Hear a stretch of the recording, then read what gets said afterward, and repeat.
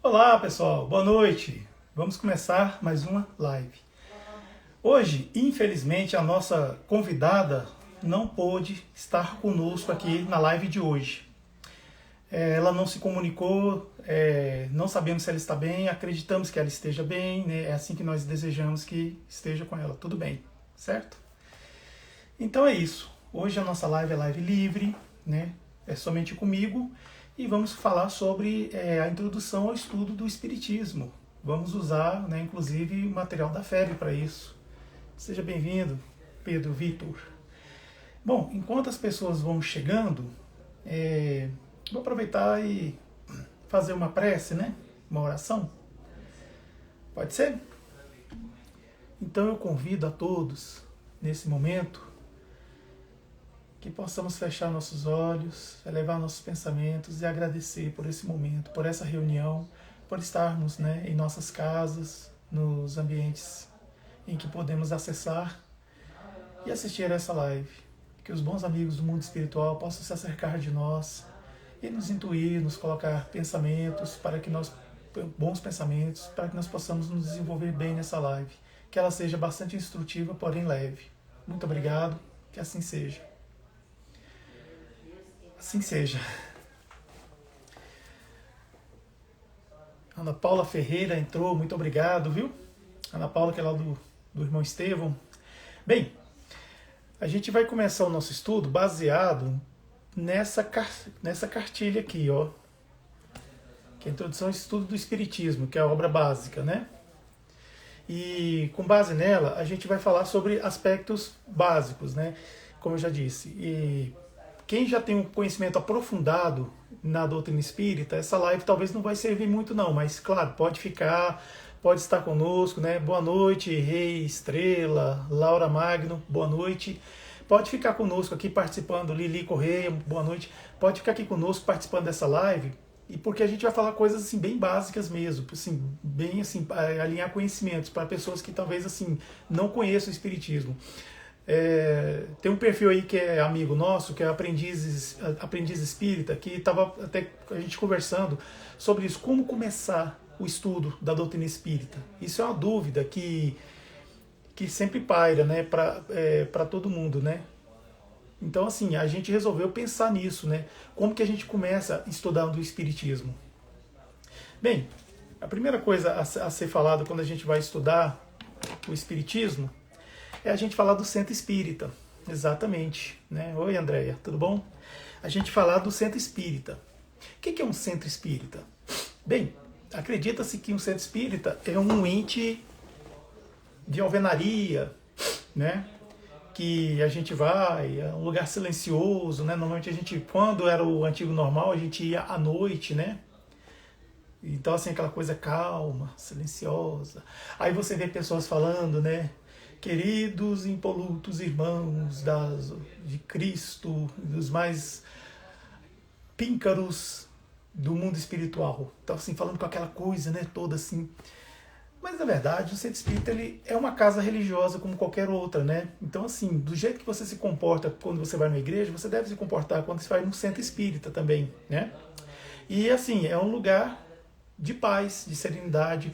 É um lugar que normalmente os espíritos já fizeram uma asepsia para receber a gente naquele ambiente, certo? E em alguns casos, casas espíritas que trabalham com curas, no mundo espiritual existem aparelhos que a gente não consegue ver, que está em outra dimensão da matéria, a gente não consegue ver. Então, assim, esses aparelhos eles são até, de certa forma, sensíveis, né, aos pensamentos, até o barulho. Então, por isso que acredita-se que quando a gente faz menos barulho, não fala alto, aquela coisa toda, não interfere tanto, né? Oi, Gabi, tudo bom? Mas, assim, na verdade, assim, quando a gente pede para fazer silêncio no centro espírita e vê aquela placa assim, o silêncio é uma prece, mais para a gente do que para outros, né? É mais para a gente mesmo. Por quê? Porque naquele exato momento que a gente está lá esperando para assistir a palestra e tomar um passe posteriormente, né? Que acostuma isso, né? Palestra e o passe e a água fluidificada. Os espíritos estão fazendo uma ausculta espiritual na gente. Eles estão lendo a gente enquanto perispírito. Aí eles vão lendo e sabendo quais são as nossas necessidades para que a gente possa ser atendido. né, de uma maneira melhor, assim, né, mais tranquila. E, e, e dessa forma a gente possa conseguir o que a gente for buscar numa casa espírita, né? Muitos vão buscar o que? Cura, né? Tratamento espiritual, mas muitas vezes também o tratamento espiritual é justamente a gente estudar, aprender, né? Educar a mediunidade, né? A gente vai falar sobre mediunidade mais para frente, certo? Bem, então no centro espírita, quando você entra, você não vê imagens, você não vê estátuas, né? Assim, o máximo que você vê é uma foto, assim, um retrato assim de Allan Kardec, Bezerra de Menezes, né? Do Chico Xavier. O máximo que você vê é isso aí. Isso aí é apenas assim para dar um ambiente, tem mais valor artístico do que um valor assim que realmente se não tiver, você tem que fazer uma oração olhando para o Chico Xavier. Não, não existe isso. Você tem que fazer uma oração aqui dentro, ó, coração. A sua prece tem que vir daqui. E essa prece dotada de sinceridade é a que é mais apreciada pelos espíritos e é a que é mais ouvida por Deus, né? Então é isso. Então num grupo espírita também uma coisa que você não vai encontrar é uma salinha reservada para que um médium atenda você sozinha ou sozinho. Isso não existe. Em centro espírita isso não existe. O passe que é dado, a gente vai falar de passe lá na frente. O passe, ele é coletivo, as pessoas entram numa cabine, se sentam, o médium, ele aplica o passe com imposição de mãos, e não é necessário imposição de mãos, vou explicar mais tarde, e pronto, a pessoa sai. Se entra uma pessoa sozinha, ela não vai estar sozinha, porque tem outros médiums passistas lá junto. Enquanto um médium está aplicando o passe naquela pessoa que entrou sozinha, os outros ficam dando suporte, assistência, ficam concentrados. É assim que acontece. Então, um grupo espírita também, ele tem seus departamentos, ele tem a sua parte administrativa, sabe? Ele tem que ter um presidente, tem que ter um tesoureiro, um diretor de assistência social, um diretor de estudos doutrinários, um diretor de infância e juventude, que é o chamado DIGE, né? Diretoria de Infância e Juventude, tem também o de divulgação, sabe assim, tem toda uma estrutura administrativa. O presidente de um centro espírita, ele não é alguém que você deva vangloriar, deve orar por ele, assim, você ora se ele estiver passando por alguma dificuldade, se ele for seu amigo, aquela coisa, né, assim, ou tal. Mas ele é uma pessoa, você tem que ver um presidente de centro espírita como alguém abnegado, como alguém que abre mão das suas horas livres para trabalhar. E ele trabalha muito mais do que qualquer um outro, sério. Um presidente de centro espírita não é fácil. É uma pessoa assim que você tiver de elogiar, elogia pela caridade que ele faz, pela abnegação dele, pelo desprendimento dele. É assim, não é um santo, ele não necessariamente não é o que sabe mais, ele não é o médium dos médiums na casa espírita. Muitas vezes o presidente da casa espírita ele nem é médium ostensivo.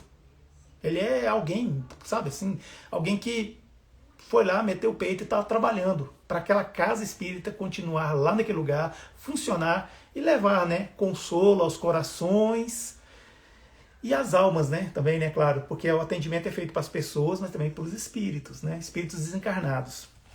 Qual que é a diferença dos outros centros espiritualistas? Bem, a Umbanda.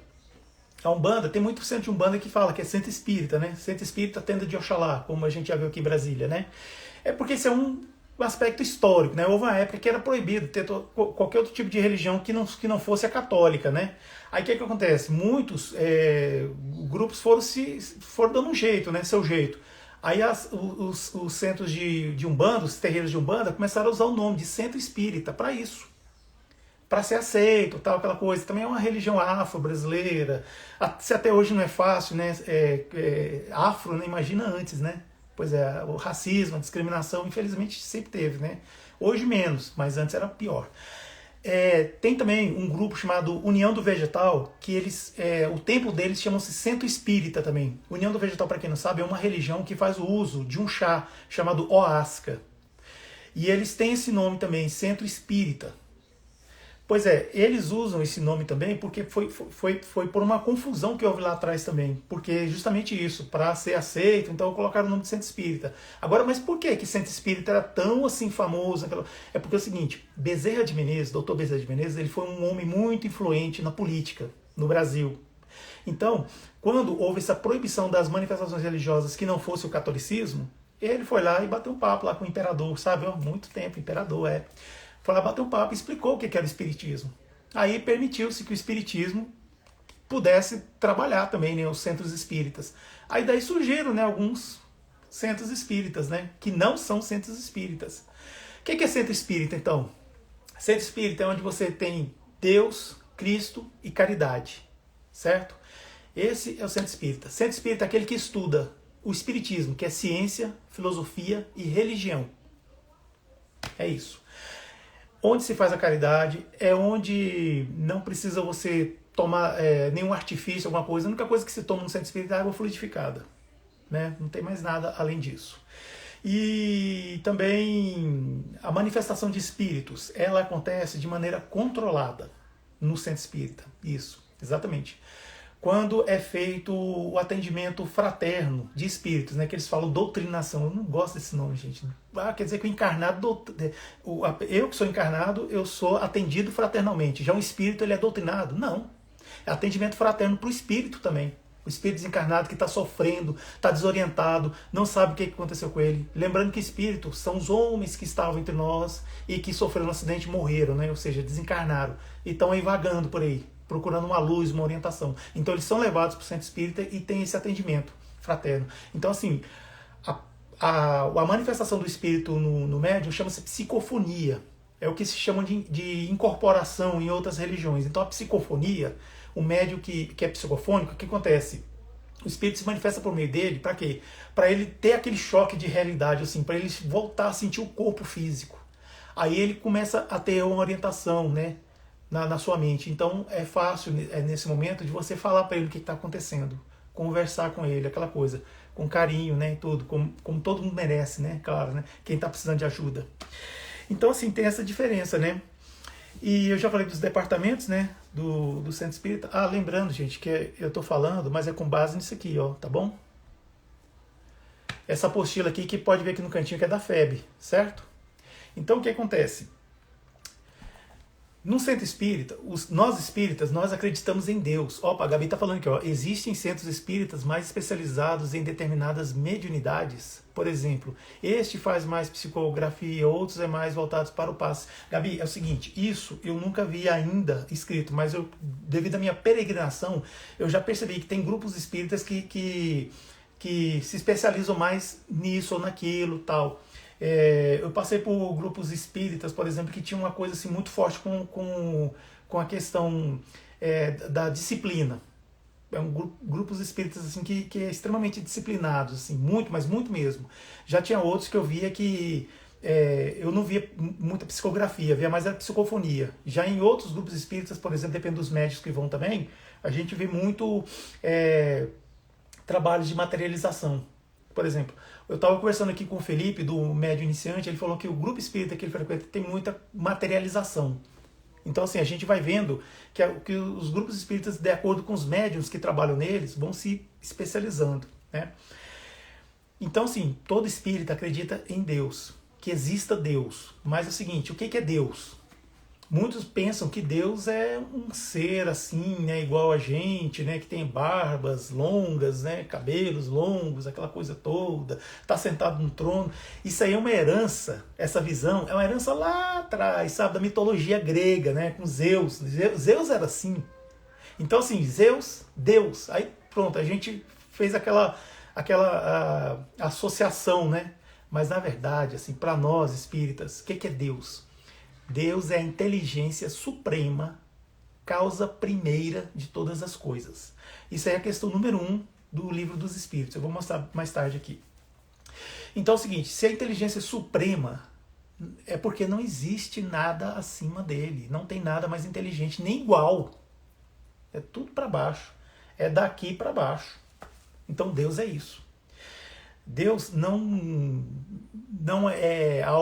Deus não é alguém assim que tem ira, que fica nervoso. Deus não é um ser que se revolta, sabe? Deus não é um ser que precisa se vingar. Não, Deus não tem paixões humanas. Deus não tem essa coisa. O único sentimento que a gente associa a Deus é o amor.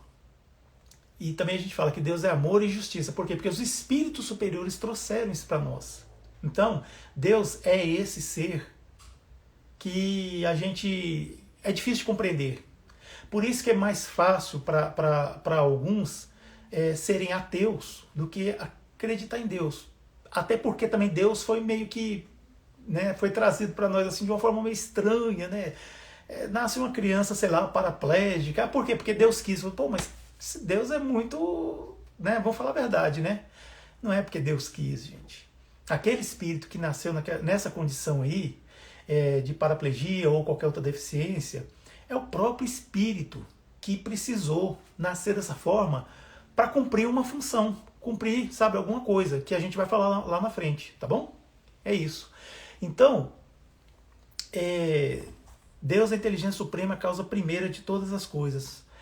Deus, ele é onipresente, ele é onisciente e ele é onipotente. Ele é onisciente porque ele sabe tudo. Ele é onipresente porque ele está em todos os lugares, inclusive dentro de você, dentro de mim, certo? Dentro daquele bandido, o pior bandido que existe na face da Terra hoje, Deus está dentro dele. É pesado, né? Mas está. E Deus é onipotente, ele pode tudo. Pode tudo. Só que tem uma coisa que ele não faz, que é interferir no nosso livre-arbítrio. Nosso livre-arbítrio, ele respeita. É isso mesmo. Como é que a gente sabe que Deus existe, né? A gente olha para a natureza. A renovação da natureza, a gente vê as estações do ano, apesar de que o homem tem feito com a Terra, né, ainda tem, né, essa renovação da natureza e tudo mais.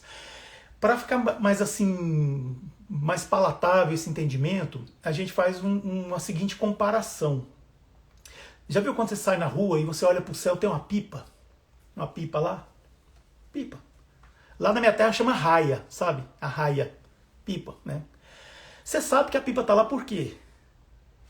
Porque do outro lado da linha tem uma criança que empinou. Você não está vendo a criança. Você não está vendo garota, né? Você não está vendo. Mas você sabe que ela está lá. Se você sair andando, for acompanhando, você vai ver o garoto que está empinando essa pipa, essa raia, né? Você vai ver. Então Deus é isso. Você vê o efeito, mas não vê a causa. Sabe? É por isso que é muito difícil atribuir isso ao acaso, sabe? É um acaso muito inteligente esse, é um acaso muito evoluído, é um acaso assim, muito perfeito. Quando a gente olha essas coisas assim, ao nosso redor. Você já parou para pensar o tanto que é incrível a visão? A gente vê. Não estou desmerecendo aqueles que têm problema de visão, os que são cegos. Essas pessoas, elas são cegas no corpo, mas o espírito delas enxergam, viu? O espírito não tem defeito, não. Não tem deficiência, não. Desculpe. Então, o que acontece? É isso. Deus é isso. E como é que a gente vai entender Deus? Não entende. Você sente Deus. Deus tem que sentir. Sentir.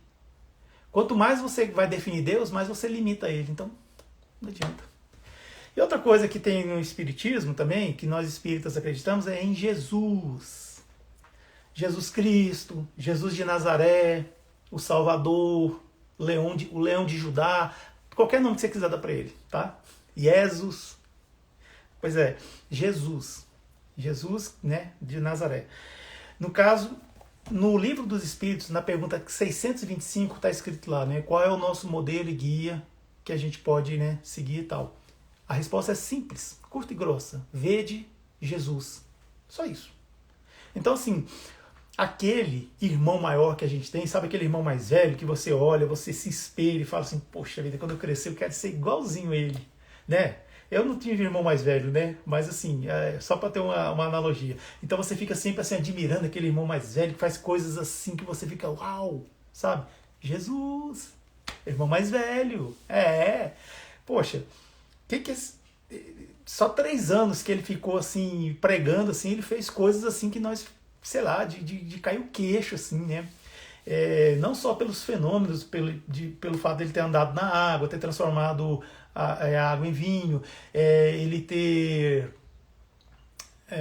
ficado 40 dias no deserto, ter multiplicado pães, ter também feito a multiplicação dos peixes. Que mais ele fez? Tantos, né? Assim, muita gente fala que é milagre, mas não é milagre. É porque ele domina bem as leis da natureza, então ele conseguia fazer essas transformações.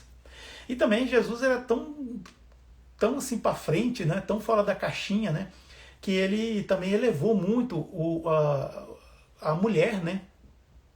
A gente muitas vezes cita o caso da mulher adúltera, ela, né, lá, que foi levada lá e os homens iam apedrejar e falou: aquele que não tiver sem pecado que atire a primeira pedra.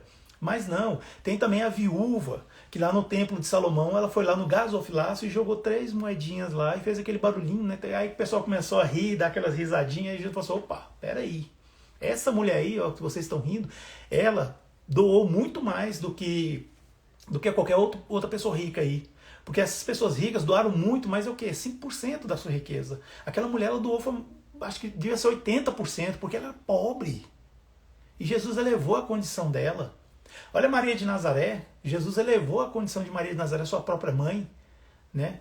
Então, assim, Jesus é Jesus, né? A gente não tem, sabe, muitos se apegam a Jesus por causa do seu sofrimento físico lá na cruz, no madeiro, aquela coisa toda que não foi pouco, né, claro. Outros já se apegam nos milagres, aquela coisa toda e tal. Mas o Espiritismo, ele se liga nos ensinamentos morais do Cristo, porque os ensinamentos morais do Cristo são imbatíveis. Não tem esse que até hoje conseguiu falar assim, que a moral do Cristo aqui está errada.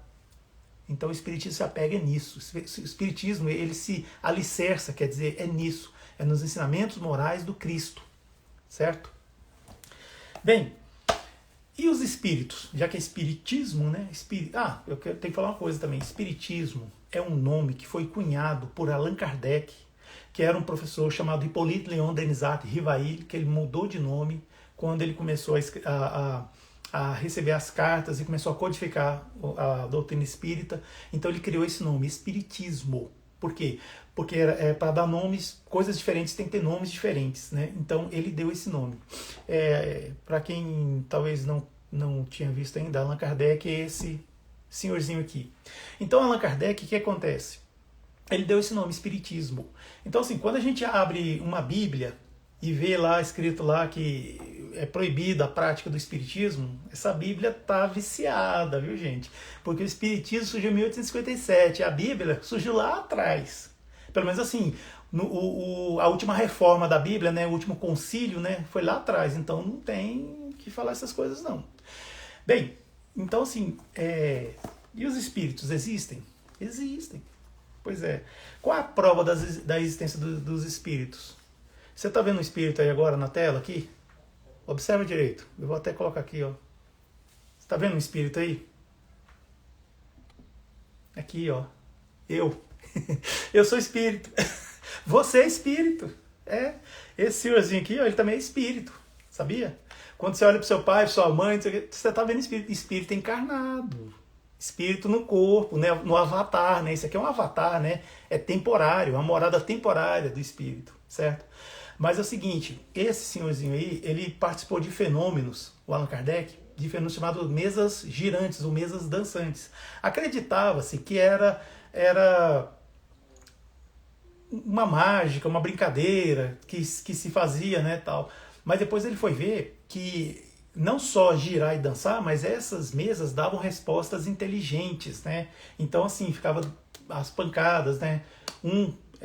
Uma pancada para sim, 2 para não, e assim começou a se comunicar. Então ele começou a perceber que isso estava dando resposta inteligente. Mas de onde que vinha essa inteligência? Aí foi quando ele ficou assombrado que ele descobriu que esses que faziam a mesa dançar e girar eram homens que viveram junto com eles, mas morreram, desencarnaram. E uma das provas cabais disso aí foi um espírito que se manifestou por meio de psicografia. Era um capitão de uma embarcação, e ele rogando para que alguém fosse até acho que um dos marujos lá e pagasse tantos francos, né, na época na França, né, a moeda corrente franco, pagasse tantos francos para ele, porque esse capitão desencarnado, espírito, estava devendo e estava atormentando a ele essa dívida. Aí quando foi lá conversar com esse marujo, dito e feito, era o capitão que comandou lá aquela embarcação e ele estava devendo dinheiro para o marujo mesmo. Então assim, esse foi só um exemplo, mas como essa aí, existem inúmeras provas, sabe, de que existem espíritos. Então, assim, um médico materialista que nem acredita tanto, não acredita em Deus, aquela coisa, ele escreveu um livro que era várias provas sobre a existência dos espíritos, né, e também sobre reencarnação, né. Então, assim, é algo que a parapsicologia ela estuda, mas só que ela dá outro nome. Né? A parapsicologia ela é quase um espiritismo, mas só que ela dá outro nome.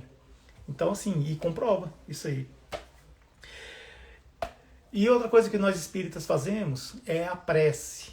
Né? O que é a prece? Prece, reza, oração, meditação. Serve, claro. Só que a meditação ela é mais longa, né? Tal.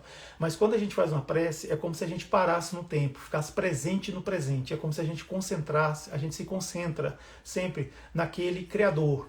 A criatura se concentra no Criador. E assim a gente consegue falar, se conectar com os espíritos amigos, certo? Do mundo invisível, né? E muito além de palavras, eles leem os nossos corações, os nossos sentimentos, assim. Por isso que eu falo que não necessariamente a gente tem que fazer preces rebuscadas com palavras, ou ficar citando códigos, ou ficar repetindo, sabe? Ah, mas tem algum problema em rezar uma Ave Maria? De jeito nenhum. É linda essa prece Ave Maria. Ela é algo assim, é um poema, tem um valor assim que a gente não tem nem como dizer. Então, assim, o interessante é quando você ora uma Ave Maria ou um Pai Nosso com sentimento, sabe? Sentimento. Você está com algum problema? Faz uma oração, foca no problema. Foca no problema. Se você está muito agradecido, agradecida com algo, alguma graça, alguma coisa que aconteceu com você, você está assim muito feliz, foca nisso e faz a oração, sabe? Então é isso. É orar com boa intenção. É isso que faz a diferença, certo? Bem, e na prece também é bom dizer assim, que ela serve para três coisas, né? Ela serve para pedir, para agradecer e para louvar, né? Lembrando que louvar é elogiar. A gente pode, claro, elogiar os espíritos, elogiar Deus, claro que pode. Eles não vão se envaidecer, mas assim, a gente vai se sentir bem. Ah, se Deus consegue ler pensamento, então para que eu tenho que fazer a prece? Eu tenho que fazer a prece para mim, para eu me certificar do que eu quero. Porque é nesse momento que eles falam no nosso coração. Aí eu estou pedindo uma coisa, mas será que eu quero isso mesmo? Eu estou pedindo para me livrar de um mal, sei lá, algo que acometeu comigo mesmo. Mas numa boa, será que esse mal já não é a cura? Né? Às vezes eu tenho algum problema, assim, igual no Evangelho segundo o Espiritismo, tem um caso lá de um espírito chamado Vianney, Cura de Ars, né? Cura de Ars. E ele existiu mesmo, ele foi ele pertencia à Cúria, né? De uma cidade lá na França. E uma moça que era cega, eles fizeram invocação para esse espírito curar a cegueira dela. Sabe o que ele falou? Ele falou para ela assim, minha filha, se você soubesse o tanto que essa cegueira é uma bênção para você nessa vida, porque você tá parecendo, ele falou, né, você fica parecendo assim, uma moça olhando os outros fazendo festa, e você quer ir lá botar uma coisa na cabeça, se enfeitar e ir lá para a festa também, mas você não tem condições. Ele foi bem sincero com ela, sabe? Tá no Evangelho segundo o Espiritismo. Então, assim, muitas vezes, o que a gente chama de mal, que acontece com a gente, muitas vezes é a cura, né? Um exemplo, uma pessoa está na cadeira de rodas. Aí você vê outra pessoa num carro correndo de madrugada na contramão a 120 por hora, totalmente embriagado. Qual desses dois é o deficiente? É o que está na cadeira de rodas, quietinho, paciente, cumprindo a sua existência? Ou é aquele irresponsável lá do carro, embriagado, correndo a 120 por hora na contramão? E aí? Então é isso. Muitas das vezes, não estou dizendo que a pessoa que é deficiente, ela é alguém muito má, não sei o que. Não estou falando isso não. Muitas vezes a pessoa ela nasce com alguma deficiência, alguma coisa, é porque ela está dando uma apressada na evolução. Por quê? Porque lá na frente ela vai ser um presidente, ela vai ser alguém importante, alguém assim, algum médium assim, que vai trazer revelações pra gente, sabe? É isso. Muitas coisas podem acontecer. Muitas coisas estão relacionadas aí.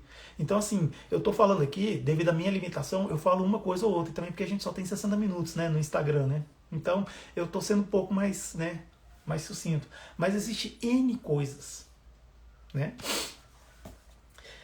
E o Evangelho no Lar? Nós espíritas fazemos Evangelho no Lar. O que é o Evangelho no Lar? Onde a gente mora, qualquer que seja a casa, mora com família, mora com amigos, mora sozinho, é interessante fazer o Evangelho no Lar. O Evangelho no Lar é uma reunião semanal, com um horário marcado, que a gente faz. Para quê? Para ler livros como esse aqui, o Evangelho segundo o Espiritismo, e outros livros complementares que a gente pode acrescentar, né? Então, assim, se você der um Google aí, vai no site da FEB, Federação Espírita Brasileira, você vai encontrar material que você vai saber como fazer um culto do Evangelho no Lar. Sempre é bom também colocar água, né? Falar nisso. Uma água para fluidificar e depois você fazer uso dela, certo? E assim, faz uma oração, lê o Evangelho ou os livros, faz um comentário. Aí quem tiver presente pode comentar também e faz uma oração para encerrar. É isso, que é o culto do Evangelho no Lar. É obrigatório? Não. Mas é importante fazer? Muitas pessoas relatam, pessoas que têm evidência, relatam que aqueles que fazem o culto do Evangelho no Lar, ele protege todo o condomínio, às vezes, sabia? Às vezes os espíritos ficam lá dando proteção para o condomínio inteiro. Dependendo assim, do jeito que é feito, né? A participação das pessoas. Agora, se tiver mais de um fazendo, então assim, fica parecendo assim, uma redoma fluídica de proteção. Eu não tenho olhos para ver, não sou médium de, assim, né, de visão. Mas quem vê fala muito disso aí. E outra coisa que também a gente vê muito no Espiritismo são as chamadas provas e expiações. Expiações com X, né?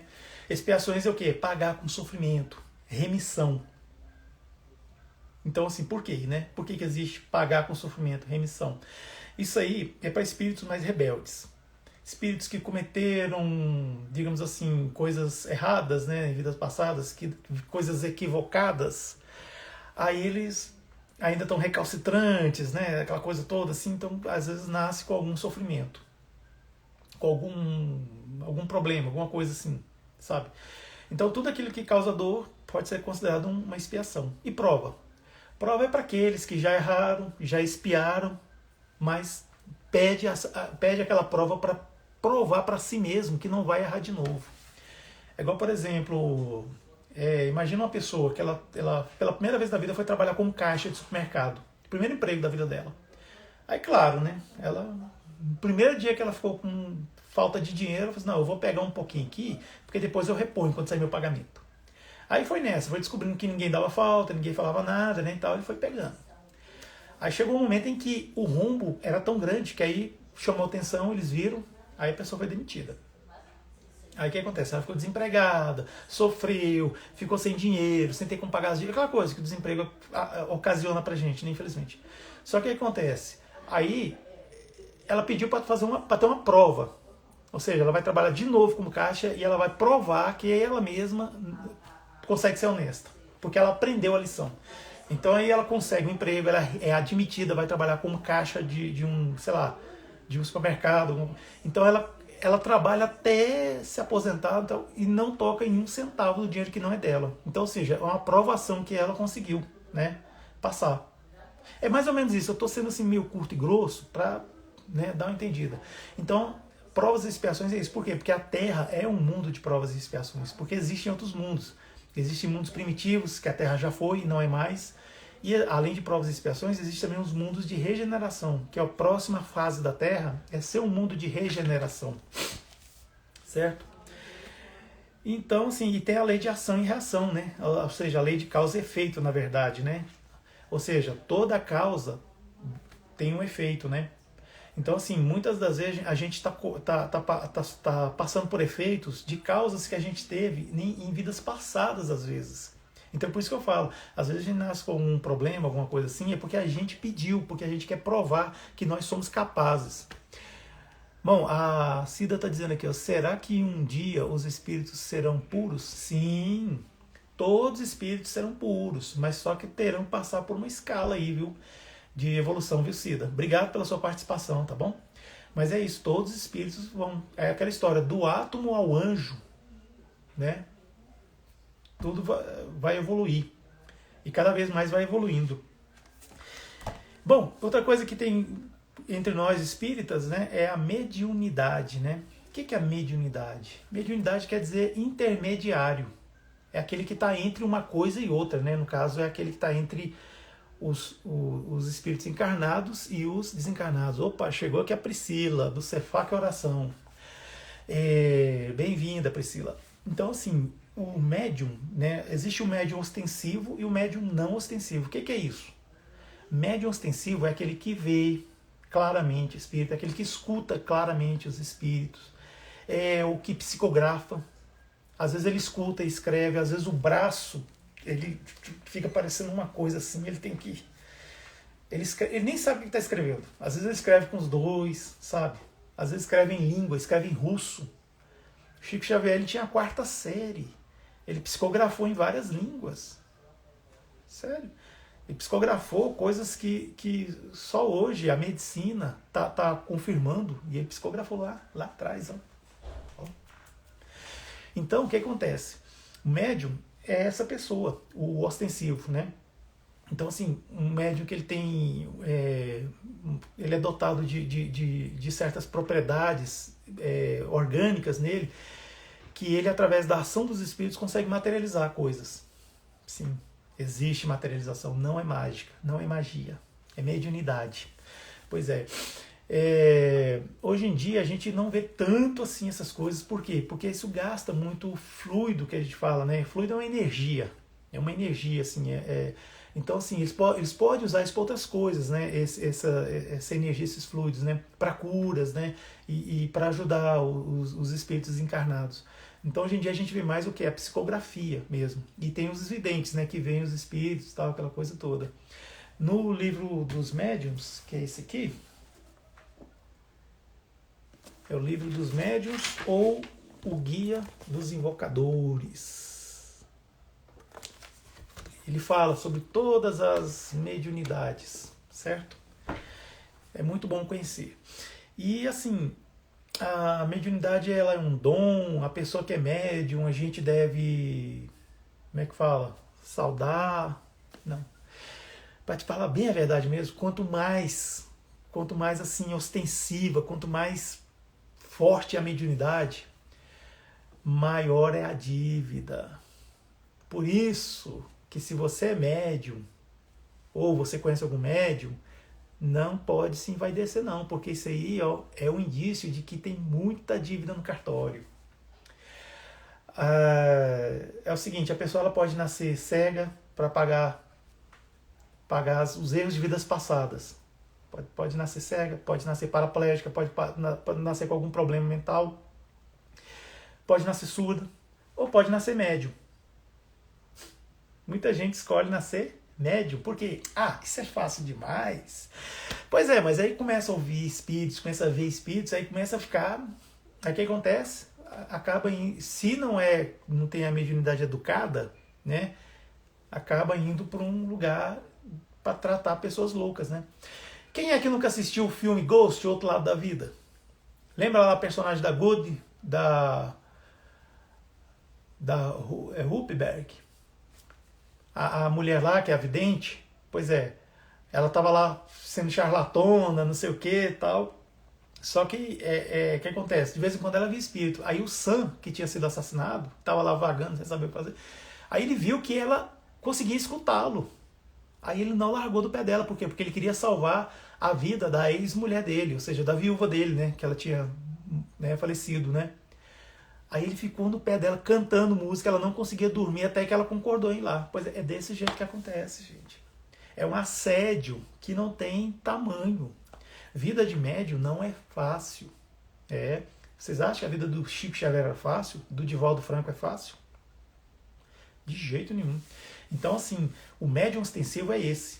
É aquele que vê, que ouve, que interage mesmo, assim, sabe, com o mundo dos espíritos. E os médiums não ostensivos é aqueles que têm aquela intuição, têm aquele sentimento, assim, às vezes, sabe? É o meu caso, né? É o caso da maioria de nós, né?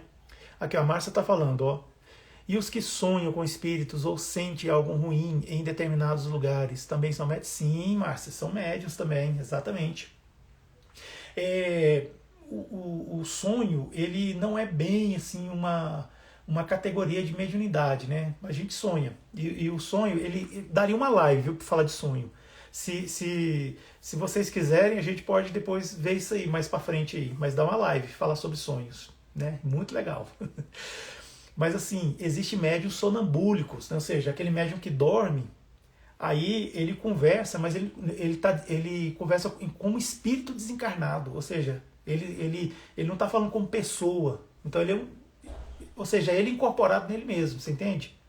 O livro dos médiuns fala sobre isso aí. É uma coisa assim meio sutil para entender, certo?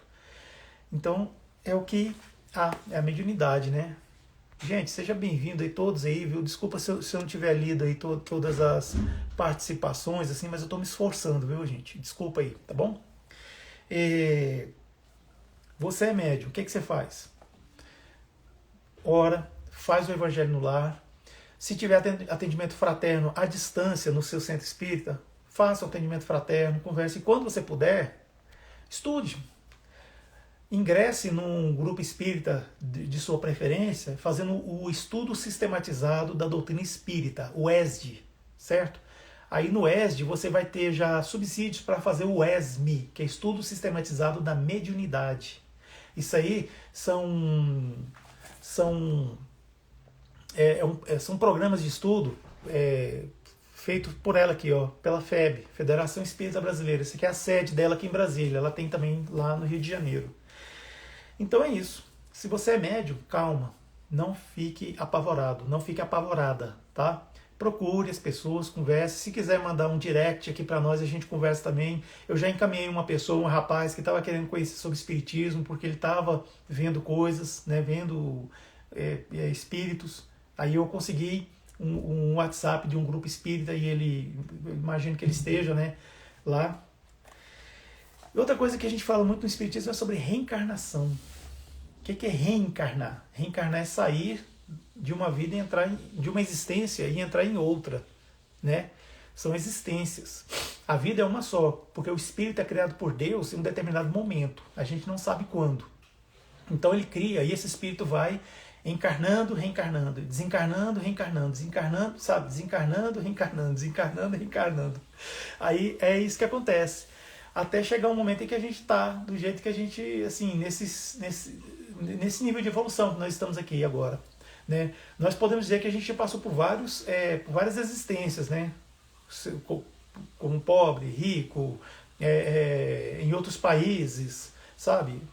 Muita gente fala assim, que eu fui uma rainha, eu fui um rei na vida passada. Não foi, talvez não imediatamente nessa vida que passou, né? Talvez em outras lá por aí. Mas também a gente já foi pessoas pobres, paupérrimas, talvez a gente já morreu em guerra, já morremos de fome. A gente não sabe, né? Mas se a gente chegou aqui é porque a gente já goza de uma certa evolução. Isso aí a gente não tem como voltar quando a gente evoluir. Espera aí que a galera que está mandando aqui, a Márcia... Passo pelo que falou, sinto que preciso procurar um auxílio maior mas tenho medo de frequentar um centro espírita de má índole e não sei por onde começar. Calma. Se você acompanhou a gente até aqui, Márcia, você viu que a gente falou o que é um centro espírita, né? Como é que funciona. Então você já consegue mais ou menos perceber, né? Se não tem Deus, Cristo e caridade, não é centro espírita. Certinho? A Andréia Silva, obrigado, Andréia, pela sua participação. Muito bom estudo sistematizado. Hoje às 20 horas estarei em estudar. Sim, gente, quem puder também, vamos no estudo aqui com a Andréia. Não, estudo sistematizado, né? Eu pensei que era live, desculpe. É assim, exatamente. O Delcima Romeiro. Delcimar Romeiro. Tive uma experiência maravilhosa quando o Evangelho no Lar trouxe um equilíbrio fantástico depois de 12 anos de desequilíbrio em minha casa. Este equilíbrio já perdura há 13 anos, olha aí. Delcimar está fazendo o Evangelho no Lar sem parar durante 13 anos. Gente, parabéns. É poucos os que conseguem, viu? Mas isso é muito bom. Pois é, e ele está aqui, ó, testemunhando aqui de um equilíbrio, viu? Olha, as outras religiões fazem isso também, gente. Sabe? Esse momento com Jesus em casa. Isso é muito bom. Nem todo mundo gosta de participar da sua casa, né? Problema. Faz sozinho. Vai pro quarto, se você se sentir melhor, vai pro quarto, não tem problema. Mas o bom é você ir para a sala e todo mundo participar, né? Os filhos, o cônjuge, né? O marido, a esposa, sabe? Todo mundo. Se tiver uma visita, convida a visita para participar. Sério. E é bom sempre avisar para os parentes, né? Ó, dia tal hora, a gente faz o culto do Evangelho no Lar. Que aí se ligar, você sabe que a pessoa, você não vai atender a ligação, por quê? Porque está no culto do Evangelho no Lar, né? Então é isso aí. Sempre é bom falar para todos os amigos e também os parentes. E claro, se você falou para seus amigos e parentes que vai fazer o culto no lar, faça o culto no lar. E, bem,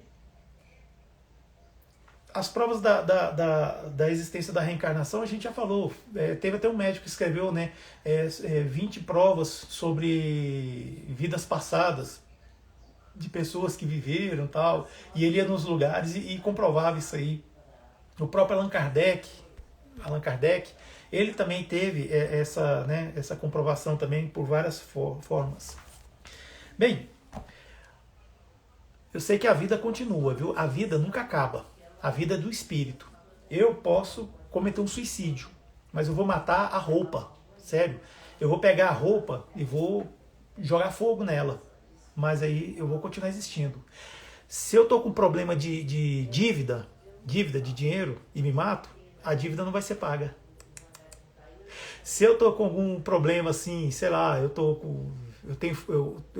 cego, quando eu me mato, eu suicido, eu continuo cego. O problema continua. Não acaba porque você matou a você mesmo. Não acaba. E fica pior ainda.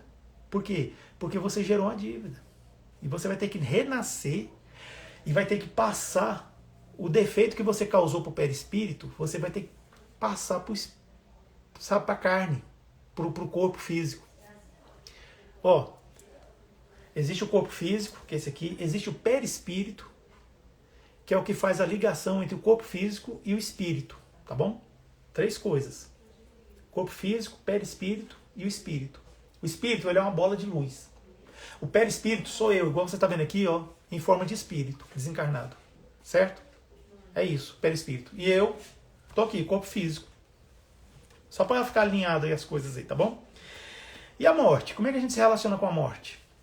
A morte, posso falar uma coisa para vocês? O espiritismo matou a morte. Matou de morte matada a morte. Não existe morte. Porque a vida continua. Acabei de falar aqui agora. O Deus criou, acabou. Quando Deus cria um espírito, acabou. Ele existe para todo sempre, amém. Sabe, em um determinado momento ele foi criado, o espírito, mas ele não tem fim. Deus não volta atrás nas suas decisões, Deus não volta atrás naquilo que ele decidiu que vai ser. Então assim, Deus não erra nunca, Deus é Deus. Por isso que a gente falou que Deus é a inteligência suprema, causa primeira de todas as coisas. Foi por isso. Então é isso. Não adianta tentar suicídio, você não morre. É ilusão, é ilusão. Às vezes faz isso por um desespero, alguma coisa assim, às vezes por um sofrimento muito grande. Claro, tudo é levado em conta, viu, para Deus. Deus é amor e justiça, mas não adianta se matar. A gente está aqui no Setembro Amarelo, né? Todo mundo sabe, né?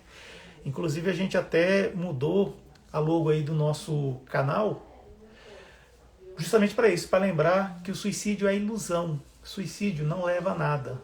Ninguém morre. Ninguém morre. Certo? O espírito continua vivendo, continua vagando, só que fica pior, fica com sofrimento. Não adianta. Então é o seguinte, se conhece alguém que está com uma ideia suicida, uma coisa boa é poder falar isso para ele. Mas se não puder falar, procura um médico, psiquiatra, um psicólogo, certo? Porque é uma pessoa que está sofrendo e precisa de ajuda. Certo? E onde estão os nossos entes queridos? É aquela história. Era uma pessoa boa, era uma pessoa caridosa, era uma pessoa do bem. Está num lugar bom. Agora era uma pessoa ruim, era uma pessoa apegada demais, era aquela pessoa assim, tipo o tio Patinho, negócio com dinheiro, sabe? Muito apegado mesmo. Apegado nas terras, nas propriedades que tinha. Sinto dizer que essa pessoa não está num bom lugar. Né? Exatamente. Por quê? Porque é uma lei natural, causa e efeito. Ou seja, a pessoa levou a vida inteira se apegando a coisas materiais. Quando ela desencarna, ou seja, quando ela morre, ela não vira santo, não. Não é porque morreu que virou santo, não. Não é isso, não. Continua. A gente conserva as mesmas as mesmas virtudes e os mesmos vícios depois que a gente morre, desencarna. Por quê? Porque isso está no espírito, não é no corpo. Então por isso que muitas vezes gente que fica se debatendo, dando chibatada, sabe? Não adianta, não é no corpo, gente, é o espírito. É você se educar, é você procurar evoluir espiritualmente. Que aí você para de fazer certas coisas que você julga erradas. Certo? E as coisas não tem que ser a ferro e fogo, não. Tem que ir devagar, de acordo com o que você pode. A natureza não dá saltos. Vai devagar. Mas é aquela coisa, ó, constante. Igual o nosso amigo aqui, o Delcimar. 13 anos fazendo culto do Evangelho no Lar. Olha aí. É isso. Ó, continuidade. Certo? Bom, a gente pode conversar com os nossos entes, né? Eu posso conversar com meu pai, que desencarnou? Bom, se ele quiser, eu converso. Mas se eu quiser, não. Porque é igual o Chico Xavier fala, gente. É um telefone que toca de lá para cá. A gente pode chamar? Pode evocar? Pode. Mas a gente não sabe se é ele que vai vir, né? Pode vir outro, né? E outra coisa. Vou falar bem sério aqui. Não evoque espíritos na sua casa. Sua casa não é lugar para isso. Sua casa é lugar para você viver com tranquilidade, com carinho e amor. Não é para evocar espírito. O culto do Evangelho do Lar não tem essa função de manifestação de espíritos. Se acontecer, você vai ter que chamar alguém, vai ter alguém que você conhece de algum centro espírita. Se não tiver, você chama a pessoa pelo nome, tudo, mas não é. E geralmente quando você faz o culto do Evangelho no Lar, você tem a proteção de que isso não vai acontecer. Às vezes é fácil, a pessoa que está dizendo que está incorporada, às vezes ela está com outro problema, viu, gente? Porque não é para acontecer isso. Certo? Então, aquela história. O ente que for, ele pode se comunicar com você, pode, claro. Mas é assim. Vai depender se ele tiver permissão também, né? Aquela coisa. Quem já viu o filme Nosso Lar aí, viu, né? Que o André Luiz demorou, né? Para se comunicar, né? Demorou muito, viu? Foi pouco, não. Leia o livro. Cadê o livro? Ah, tá por aí. Bem, nós também falamos muito sobre perdão no Espiritismo e o auto-perdão, que é muito importante. Isso aí também dá outra live, viu? E o que é o passe? Que tanta gente fala, né, no Espiritismo. O que é o passe, né? O passe é igual vocês estão vendo aqui nessa figura, né? Será que dá pra ver? Tal. Aqui a gente vê uma pessoa, né, desanimada, meio caída, e tem outra aqui, né, que ele está imediatamente atrás, né? Mas não precisa ser necessariamente atrás, viu, gente? É porque é na imagem que está atrás, mas normalmente os passos são dados, a pessoa está de frente uma com a outra.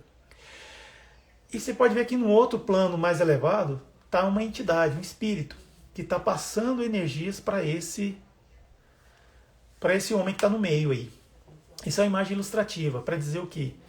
Que o espírito está passando energias espirituais para o médium. Médium é esse que está aí em pé aí, esse homem aí, né? E ele está passando as energias que ele tem animalizadas, energias orgânicas, junto com a energia espiritual, para essa pessoa que está sentada aqui, esse homem aí, que está aí sentado. Então, seja, isso, a curto, grosso modo, é o passe. O passe, na verdade, é uma oração que você faz para aquele que está sendo atendido, né? A gente tem a imposição de mãos, mas isso é mais para a pessoa que está recebendo, ela acreditar que a energia está indo nela, porque o pensamento é o que basta. Um pensamento bom que você faz para uma pessoa, você está dando um passe nela. Às vezes a pessoa vem toda cheia de raiva, não sei o que e tal, não sei o que, você apenas com pensamento, você consegue fazer ela se asserenar. Mas você tem que acreditar. Então é isso, na verdade, o passe. E assim, e outra coisa que a gente se relaciona bastante no centro espírita é a caridade. O que é a caridade? A caridade, no fundo, ela é dar comida para os pobres? Sim. É doar roupas? Sim. É doar dinheiro? Sim.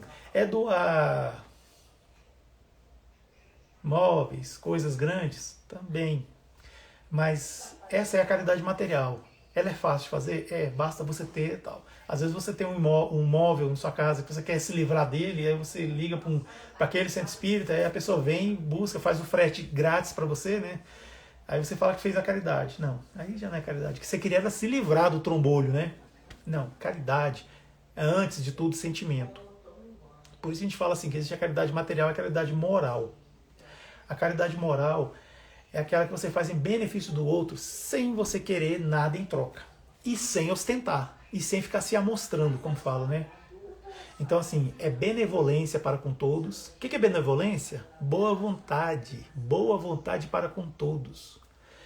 É indulgência com as falhas alheias. Indulgência é você reconhecer que a pessoa está passando por uma necessidade, por isso que ela está agindo daquele jeito. É você estar andando no trânsito, alguém vem dar uma cortada em você, vai embora e some. E você vai e fala assim, vai com Deus, meu irmão, espera que você resolva o seu problema. E o perdão das ofensas. É o BIP. Benevolência, indulgência, perdão. Então, é isso. Gente, estamos chegando já nos finalmente aqui. A Joyce, minha grande amiga, ó, na minha opinião, a caridade moral. Ela ia falar alguma coisa, só que cortou aqui. Joyce. Então, chegamos, infelizmente, chegamos aqui ao finalmente, né? Não dá mais pra gente continuar. A Andréia está aqui colocando, ó, meus irmãos, peço licença para me retirar, pois tenho um compromisso. Ah, tá, pode ir, vai com Deus, tá? Então, assim, espero que vocês tenham gostado, viu, essa live. É uma live livre, né? Como a gente... Eu nem coloquei o tema, né? Introdução ao estudo do Espiritismo, isso aqui, ó. Então, a gente ia fazer uma live com uma convidada hoje, mas ela não pôde estar conosco, então a gente faz o quê? A gente faz uma live livre, né? Que a gente brinca, né? Faz uma live livre. E a gente resolveu fazer isso. Eu tive conversando, ela não apareceu aqui hoje, mas a Betânia, do Aprendiz Espírita, estava me perguntando como é que você começa a estudar o Espiritismo. E eu realmente fiquei pensando, né? Realmente como? Né? Principalmente para quem não é espírita, né? Aí a gente resolveu fazer essa live aqui. Bem, eu espero que vocês tenham gostado, espero que tenha ajudado. Eu coloco à disposição aí o canal para quem precisar, né? Se comunicar, para a gente, né? Resolver, dirimir algumas dúvidas, algumas coisas assim que a gente puder ajudar. Então é isso, estamos sempre à disposição. Eu gostaria então de convidar a todos para que a gente possa nos concentrarmos, né, nesse momento para fazermos a oração. Ô Márcia, obrigado, viu? Obrigado pelo carinho. Joyce, obrigado pelo carinho. Obrigado pela presença de todos vocês aí, tá? Agradeço muito mesmo pelo apoio, né, o carinho. Faz muita diferença quando tem algumas pessoas presentes aí, a gente sente que não está falando sozinho, né? Então é isso. Muito obrigado, Senhor, por tudo, por essa live, por esse momento. Que os bons amigos do Plano Maior continuem abençoando cada um de nós. Muito obrigado. Que assim seja, graças a Deus. Então é isso, a contagem regressiva já começou aqui no Instagram. Sexta-feira nós temos outra live, viu? Que é com o grupo Rarena, que é um grupo espírita e de arte e cultura. E eu espero todos vocês aqui, sexta-feira, 19 horas. Tá bom? Então é isso, eu vou encerrar. Tchau.